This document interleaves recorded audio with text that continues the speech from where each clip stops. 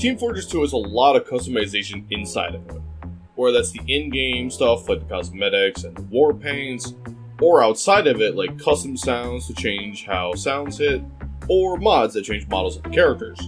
You know the one. My shit, okay. Yeah. And then... Oh fuck, okay! But one I always find myself looking for are HUDs. HUDs, or heads-up display, is the UI that appears over your game and tells you the obvious information and such. TF2 has a somewhat charming default one, but after a while of using it, you wish for something more, like I did.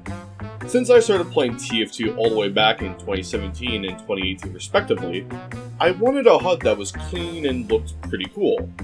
I tried other HUDs like Toon HUD, but it was kind of whatever to me, basic. And then I tried Z's HUD, which it was fine, but it was also really over the top with its style, especially that insane bright pink.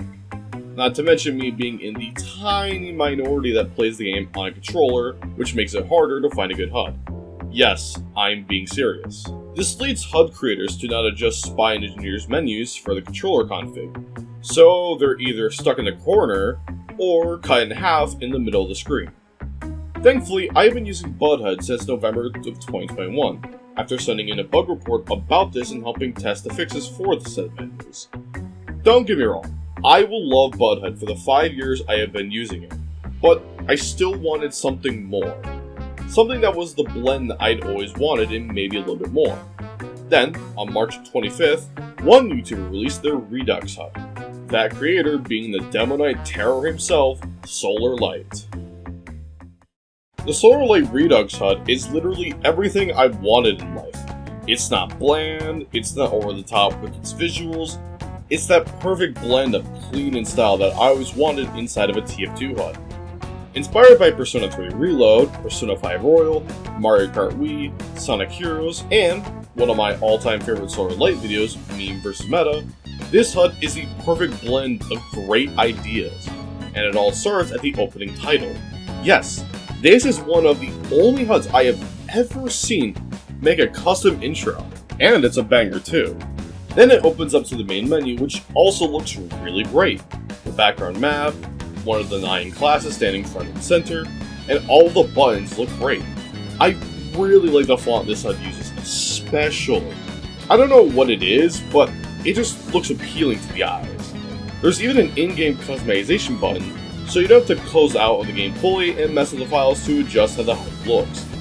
The menus also look really nice, like the items, backpack, and even crafting menu really looks snazzy.